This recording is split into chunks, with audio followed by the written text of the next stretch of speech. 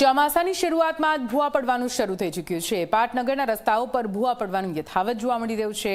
G3 અને G2 જવાના માર્ગ પર કઈ રીતે મસમોટો ભૂવો પડ્યો છે, દ્રશ્યો આપ ટીવી સ્ક્રીન પર જુઓ।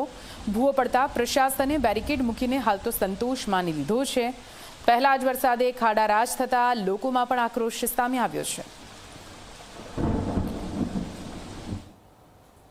ગાંધીનગર શહેરના સ્માર્ટ સિટીની માત્ર વાતો થઈ રહી હોય તેવા દ્રશ્ય સામે આવ્યા છે। ગાંધીનગર સેક્ટર 5 અને 6 ની કટ પાસે એક ભૂવો પડ્યો છે। હાલ જો વાત કરવામાં આવે તો ગાંધીનગર શહેરી વિસ્તારની અંદર એક જ જે છે સામાન્ય વરસાદ પડ્યો છે અને વરસાદની અંદર જે છે આ ગાંધીનગરના G રોડ સેક્ટર 5-6 ની કટ છે ત્યાં આગળનો આ ભૂવો છે।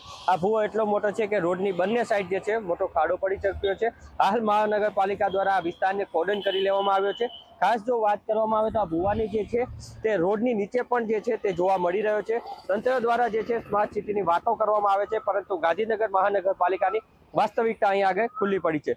2 દિવસ પહેલા તે ગાંધીનગરના G4 જે અંડરપાસ અને તેની આસપાસના વિસ્તારની જે પાણીની લાઈનો છે તે મહાનગરપાલિકા દ્વારા સફાઈની કામગીરી વરસાદ પડ્યા બાદ હાથ ધરવામાં આવી હતી, ત્યારે ગાંધીનગર શહેરની અંદર એક મોટો ભૂવો પડ્યો છે। દુર્ગેશ મહેતા, જી મીડિયા।